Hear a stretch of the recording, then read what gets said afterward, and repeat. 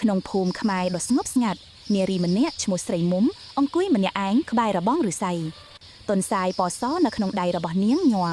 រោមរបស់វាបញ្ចេញពន្លឺដូចពន្លឺព្រះច័ន្ទអ្នកភូមិម្នាក់ខ្សឹបប្រាប់ថាតុនសាយទៅបណ្ដាសាវិញ្ញាណពីភ្នំដែលនឹងនាំមកនូវគ្រោះមហន្តរាយយប់ងងឹតមួយពួកព្រះថាចារ្យដែលនៅក្នុងភូមិបានជួបជុំគ្នាពួកគេព្យាយាមយកតុនសាយទៅឆ្ងាយដោយខ្លាចខ្យល់ចម្លែកមកបំផ្លាញស្រុកភូមិស្រីមុំបានបដិសេធទឹកភ្នែកស្រក់ជោគថ្ពាល់ពេលនាងកាន់តុនសាយទល់នឹងទ្រូងរំពេចនោះខ្យល់ព្យុះបោកយ៉ាងខ្លាំងដើមធ្នត់កោងដំបួលរាយដាយហើយសំឡេងស្រែកបន្លឺចេញពីវាលស្រែស្រមោលដ៏ធំមួយបានលូនចេញពីដីមិនមែនជាសត្វមិនមែនមនុស្សទេសត្វរមូលដែលធ្វើពីផ្សែងខ្មៅតុនសាយបានលោតចេញពីដៃរបស់នាងរាងកាយរបស់វាលឺដូចជាប្រាក់ដុតហើយសត្វនោះបានស្ងាត់ឡើងនៅពេលដែលភាពងងឹតរបស់វាត្រូវបានកាត់ផ្ដាច់ដោយពន្លឺសត្វតុនសាយ